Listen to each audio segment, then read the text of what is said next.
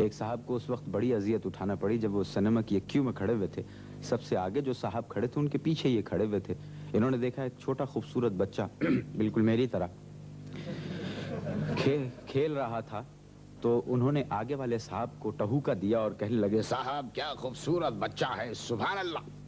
मेरा जी चाहता है कि मैं इस बच्चे को कुछ कहूं, लेकिन मेरी समझ में नहीं आ रहा है मैं इसे क्या कहूं, लड़का या लड़की।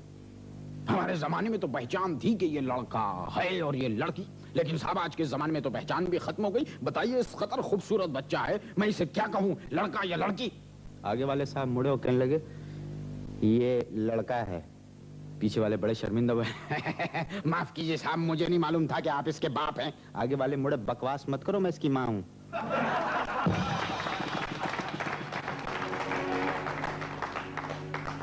एक मुशायरा हुआ, वहां मुख्तलिफ शोरा कराम थे। एक शायर जो थे उनका कमाल ये था कि खुद ही मिसरा कहते थे और फिर खुद ही उसमें इजाफा भी करते थे और एक्सप्रेशंस भी देते थे। तो कहने लगे, मैं नज़म पेश कर रहा हूँ, अर्ज किया है। तो इसमें सवाल भी खुद ही करते हैं, जवाब भी खुद ही देते हैं। अर्ज किया है, कहा हम ऊंट पे बैठे, कहा तुम ऊंट पे बैठो। कहा हम ऊंट पे बैठे, कहा तुम ऊंट पे बैठो। कहा कोहान का डर है, कहा कोहान तो होगा। कहा साहिल पे जाएं हम, कहा साहिल पे जाओ तुम। कहा साहिल पे जाएं हम, कहा कह दिया ना साहिल पे जाओ तुम। कहा तूफान का डर है, कहा तूफान तो होगा। कहा कारें बनाएं हम, कहा कारें बनाओ तुम। कहा कारें बनाएं हम, कहा कारें बनाओ तुम। कहा जापान का डर है, कहा जापान तो होगा। कहा क्या तुम सिलेक्टर हो, कहा हाँ हम सिलेक्टर हैं। कहा क्या तुम सिलेक्टर हो, कहा हाँ हम सिलेक्टर हैं। कहा इमरान का डर है, कहा इमरान तो होगा। देखिए ना साहब, वाकई अगर हमारी टीम में इमरान होते तो बड़ा फर्क पड़ता। बात यह है कि इमरान का डर हमें नहीं, दूसरी टीमों को होता है।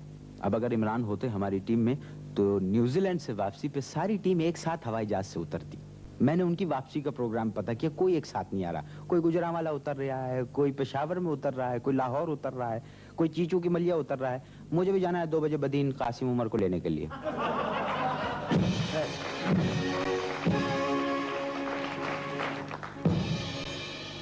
बाज़ दफा इंसान को अजीब अजीब तरह की अजियत का शिकार होना पड़ता है। मसलन इन साहब को देख लीजिए, अखबार में इश्तिहार पड़ा मुलाजमत के लिए, पहुंचे साहब इंटरव्यू देने के लिए, तो 2 हज़रात एक साथ जो मालिक थे उनके कमरे में दाखिल हुए। मालिक ने ठहर जाओ, ये क्या पटा मचा रखी है, ठहर जाओ।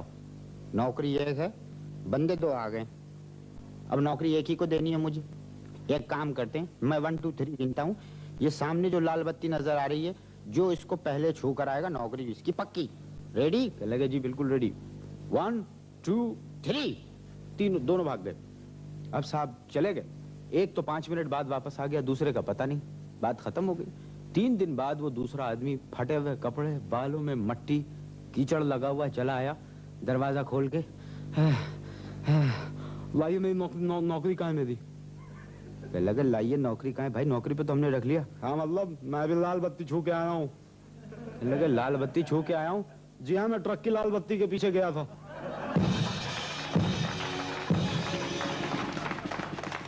लगे ट्रक की लाल बत्ती के पीछे गए थे, आए कहाँ से? पेशावर से पैदल आया हूँ।